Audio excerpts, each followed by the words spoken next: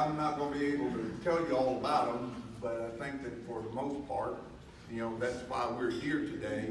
The war stories that have happened with the legislative audit, or how we actually work within our cities.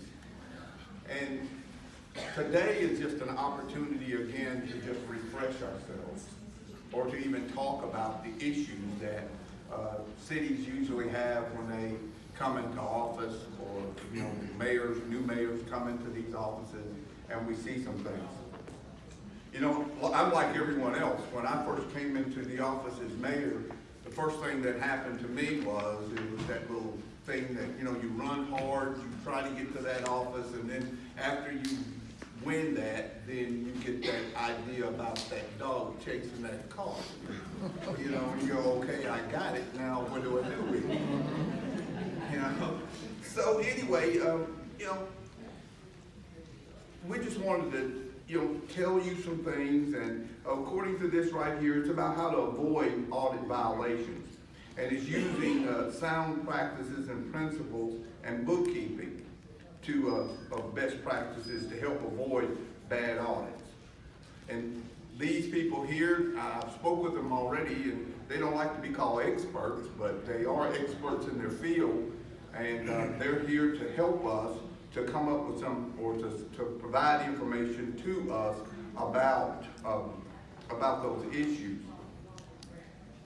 One of the things, though, that I learned, just to pass a little bit on, is about the certified public official.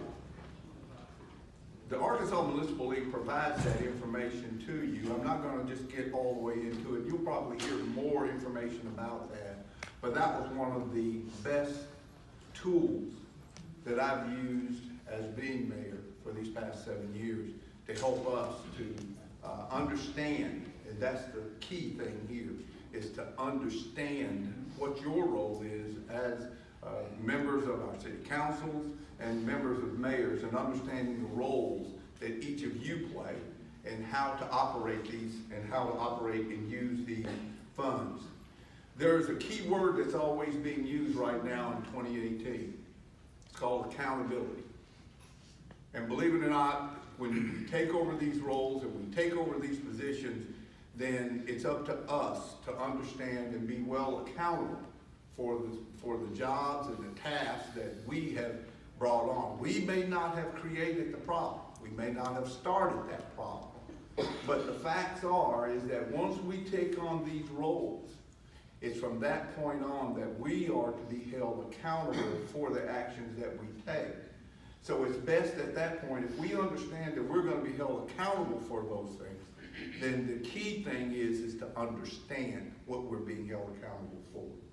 And by doing that, we're just glad today to have Ms. Marty Steele. She's the Deputy Legislative Audit Division. She's the Deputy Legislative Audit Division of the Division of Legislative Audit. I think I said that right. Okay, close enough. You got a long title.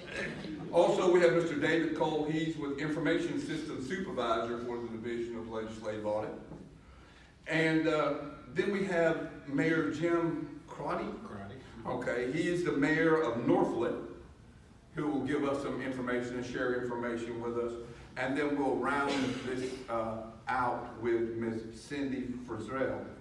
She is the finance director for the league. So without any further time taken right here, I'm going to turn this over to Ms.